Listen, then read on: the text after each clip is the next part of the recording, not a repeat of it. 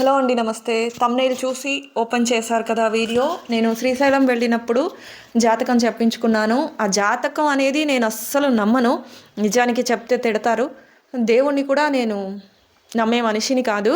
కానీ ఏదో శక్తి మనల్ని నడిపిస్తోంది అన్నది మాత్రం బలంగా నమ్ముతూ ఉంటాను. కానీ ఎప్పుడు ఎందుకో శివ శంకర శంకర అనేది అలవాటు అయిపోయింది. అలా వచ్చేస్తూ ఉంటుంది నేను మాట్లాడేటప్పుడు. దేవుణ్ణే నమ్మవు, మళ్ళీ శివ శంకర అంటూ ఉంటావు కదా, అదేంటి అని అంటారేమో అని చెప్పి నేనే చెప్తున్నాను. అది ఎందుకు అలవాటైందో, ఎప్పుడు అలవాటైందో తెలియదండి. అలా వస్తూ ఉంటుంది శివ అనేది. సరే, ఇప్పుడు జాతకం గురించి చెప్తాను. నేను జాతకాలు నమ్మను కదా. నార్మల్గా శ్రీశైలం వెళ్ళినప్పుడు ఏదైనా ఒక గుర్తుగా ఉంటుంది. అలాగే వీడియో పెట్టొచ్చు కదా. చాలామంది జాతకాలు చెప్పేటప్పుడు వీడియో తీసుకొని పెట్టడం చూశాను నేను. అది బాగా జనాల్లోకి వెళ్ళడం, మంచిగా యూట్యూబ్లో ఫేమ్ రావడం అలా చూశానన్నమాట. అదే రకంగా నేను కూడా పెడితే కొంచెం ఛానల్కి హైప్ వస్తుందేమో అన్నట్టు నేను వీడియో అయితే తీసుకున్నాను. కూర్చున్నాను జాతకం చెప్పడానికి. ముందు ఇక్కడ ఒక విషయం చెప్పాలి. జాతకం చెప్పడానికి కూర్చునే ముందు ఆయన డబ్బులు అడుగుతారేమో అని చెప్పి నా దగ్గర రూపాయి కూడా లేదు. ఫోన్ మాత్రమే ఉంది. డబ్బులు నా దగ్గర లేవు. మా ఆయన వెనకేస్తున్నాడు, ఆయన ఇస్తాడు అని చెప్పాను. పక్కన నుంచి మా ఇద్దరు చెల్లెళ్ళు ఉన్నారు. తను ఇస్తే నేను డబ్బులు తీసుకున్నాను. మా చెల్లి ఇచ్చింది, చిన్న చెల్లి ఇచ్చింది, పెద్ద చెల్లి ఇచ్చింది. 2 తీసుకొని చేతిలో పెట్టుకున్నాను. వాళ్ళ దగ్గర డబ్బులు తీసుకున్నాను. నా దగ్గర డబ్బులు లేదు. డబ్బులు మా ఆయన వచ్చి ఇస్తాడు అని చెప్పాను. ఇదంతా చూసిన ఆయన ఏం చెప్పాలి? డబ్బులు ఏదైనా అవసరం పడితే ఇతరుల మీద అప్పుడప్పుడు పడుతుంటావమ్మా నువ్వు అని చెప్పాలి. కానీ ఆయన అలా చెప్పలేదు. అలాగే ఇంకేం చెప్పాడు అంటే, ముఖ్యంగా ఇది నాకు చాలా ఆశ్చర్యం అనిపించింది. నీకు 3 గీతలు పెట్టారు, కానీ ఇద్దరు సంతానం మాత్రం ఇద్దరే, అంటే పిల్లలు ఇద్దరు అన్నాడు. గీతలు అని ఎందుకన్నాడో నాకైతే అర్థమైంది. ఆ తర్వాత అతన్ని అడిగాను, ఏంటన్నా వీడియో అంతా అయిపోయాక అడిగాను, 3 గీతలు ఇద్దరు సంతానం అని ఎందుకన్నారు అన్నాను. అంటే అమ్మ నీకు 3 ఆపరేషన్లు అయ్యాయి, కానీ 2 బిడ్డలే మిగిలారు అని అన్నాడు. నాకు గుండెలో భయంగా అనిపించింది. ఇతనికి ఎలా తెలుసు? నాకు నిజానికి 3 సిజేరియన్ ఆపరేషన్లు అయ్యాయి. ఇప్పుడు 2 ఆడపిల్లలు ఉన్నారు. అది మీకు అందరికీ తెలుసు, నాకు 2 పిల్లలు అని చెప్పి. ఈయనకెలా తెలుసు? అక్కడ ఆశ్చర్యపోయాను. ఆయన వీడియోలో చెప్పిన ప్రతి మాట నిజమే. నా జీవితాన్ని ఆయన ఆయన నోట్లో నుంచి రావడం అసలు నాకు అర్థం కాలేదు. అలాగే ఇంకో విషయం చెప్పాడు. మా ఆయనకి చాలా రోజుల నుంచి ఒక అప్పు తీసుకున్నారు. బ్యాంక్ లోన్ అన్నమాట. ప్రతి నెలా కడుతూ ఉంటారు. 17,500 ఎంతో 7 లక్షలేమో తీసుకుంటే అది ఫిబ్రవరి, ఈ నెల జనవరి కదా, ఫిబ్రవరి రేపు నెల అది లోన్ కంప్లీట్ అయిపోతుంది. ఆయన ఏం చెప్పాడంటే, కొంచెం రుణ బాధలు తగ్గుతాయి, 2025 ఫిబ్రవరి నెలలో రుణ బాధలు కాస్త తగ్గుతాయి అన్నాడు. ఎక్కడి నుంచి తగ్గుతాయి? ఇంకా సంవత్సరాలు ఉన్నాయి ఈఎంఐ కట్టడం అని అనుకున్నాను. కానీ మా ఆయన మొన్న చెప్తూ ఉంటే విన్నాను, బ్యాంక్ వాళ్ళతో మాట్లాడుతుంటే రేపు నెలకి ఈఎంఐ అనేది అయిపోతుంది అని. అది విన్నప్పుడు కూడా ఖచ్చితంగా ఈ విషయాన్ని చెప్పాలి, మీతో ఆ వీడియో పెట్టాలి. అలాగే వీడియోలో కొంచెం వాయిస్ క్లారిటీగా రాలేదు. ఫస్ట్ మైక్ నా చేతిలో పట్టుకున్నప్పుడు వాయిస్ క్లారిటీగా రాలేదు ఆయన చెప్పేది. ఆ తర్వాత ఆయనకి మైక్ ఇక్కడ పెట్టాను. ఆయన ఏమనుకోలేదు, ఆయన కంటిన్యూ చేశారు. అలాగే ఇంకో విషయం చెప్పారు, డబ్బులు నేను తీసుకున్నాను కదా, ఆధారపడతావమ్మా నువ్వు మీ వాళ్ళ మీద అనాలి కదా, కానీ ఆయన అలా అనలేదు. నువ్వు ఏదైనా సరే ఇతరుల మీద ఆధారపడవు, అదే నా తత్వము. నేను దేనికోసము కూడా డబ్బుల కోసమైనా, పని కోసమైనా, ఇంకో దానికోసమైనా అవతల వాళ్ళ మీద ఆధారపడను. నా పని నేనే చేసుకుంటాను. నాకు కావాల్సింది నేనే సంపాదించుకుంటాను. చిన్నప్పటి నుంచి నా తత్వం అదే. నాకేం కావాలో నేను కష్టపడి సంపాదించుకుంటాను.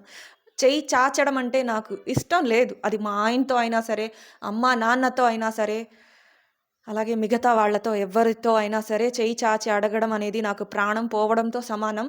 కానీ కొన్నిసార్లు అది జరిగింది. నా మనసును చంపుకొని కొంతమంది దగ్గర, మా వాళ్ళ దగ్గర డబ్బులు తీసుకోవడం జరిగింది. ఆ పరిస్థితి మళ్ళీ మళ్ళీ రాకూడదు అని చెప్పి కష్టాలని తెలిసినా సరే, శ్రమ అని తెలిసినా సరే కష్టపడుతూనే ఉన్నాను. అలా ప్రతి ఒక్కటే ఆయన నిజం చెప్తూనే ఉన్నారు. ఇంకొక మాట అన్నారు, నేను నిజం కోసం బతికేదాన్ని, నిజం మీదే నా ప్రాణం వదిలేదాన్ని. ఏ మాట అయినా సరే నిజం మాట్లాడాలి అని నేను ప్రతి ఒక్కరికి చెప్తూ ఉంటాను. నేను దాన్ని పాటిస్తాను.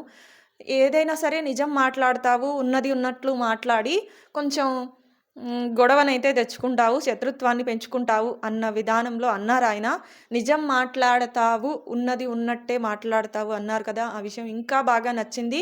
నా నిజాయితీని ఆయన గుర్తించాడు అన్నట్టుగా సంతోషం అనిపించింది. నేను నిజమే మాట్లాడతాను. ఏ విషయం కూడా అబద్ధం చెప్పను. చిన్న విషయాలు, పెద్ద విషయాలు ఏదైనా సరే అబద్ధం చెప్పనసలు. అన్నం తిన్నావా అని ఎవరైనా అడిగితే తినకపోయినా సరే తిన్నాను అని చెప్తాను. ఆ ఒక్క విషయంలో తప్పితే, తిండి విషయంలో తప్పితే ఎప్పుడూ అబద్ధం మాట్లాడింది లేదు నేను. చూడండి, వీడియో పెడతాను. ఖచ్చితంగా మీరు శ్రీశైలం వెళ్తే ఆయన ఫోటో చూస్తారు కదా! పాతాళగంగ దగ్గరికి వెళ్ళే దారిలో ఆయన సింగిల్‌గా కూర్చుని ఉంటాడు. రూ. 50 కరెక్ట్ చెప్తారా? తెలుగులో చెప్తారా? తెలుగేనా? ముందే పెట్టాలి డబ్బులు. మా ఆయన వస్తాడు, ఇస్తాడు. మీరు చెప్పండి. మాది కర్నూలు. అంగో నిల్లికి నిలబడరా అందాలు నువ్వు కాటు.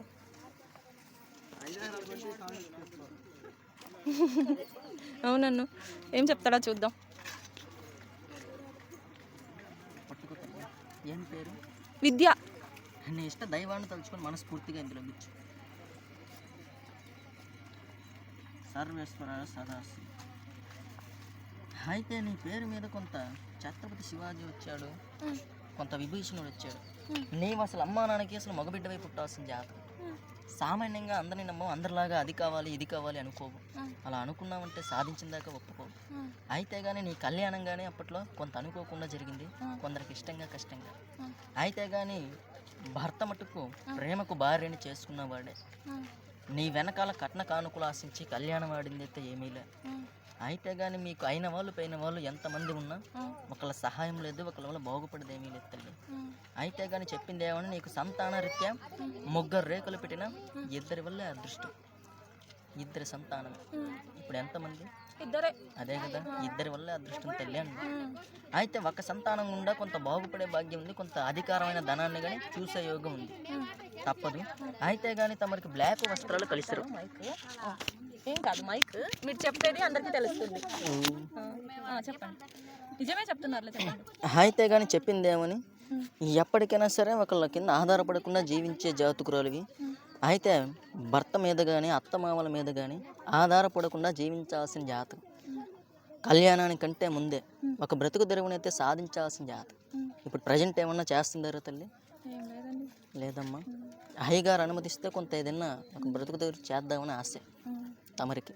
అయితే కానీ చెప్పింది ఏమని, చేస్తే మంచిది, చేసే భాగ్యాలు కానీ ఉన్నాయి, తప్పదు. అయితే నీకు మనసు మంచిదే కానీ మనసులో పడ్డ మాట దాగదు.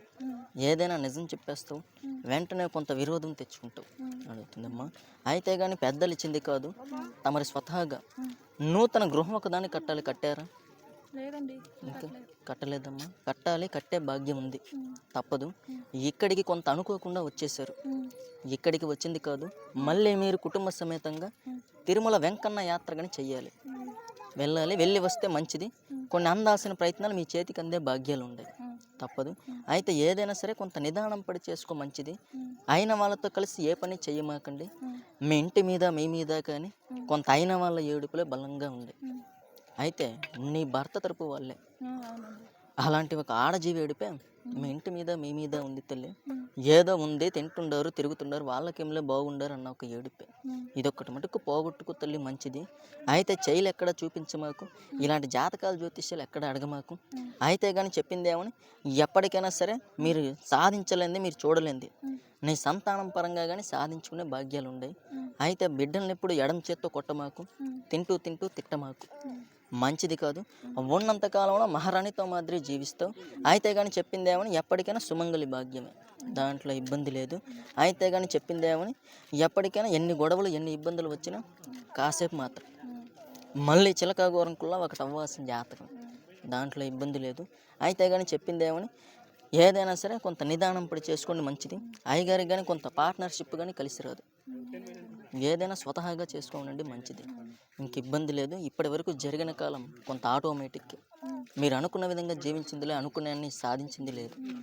ఇక మీద జరగాల్సిన టైం బాగుంది తల్లి.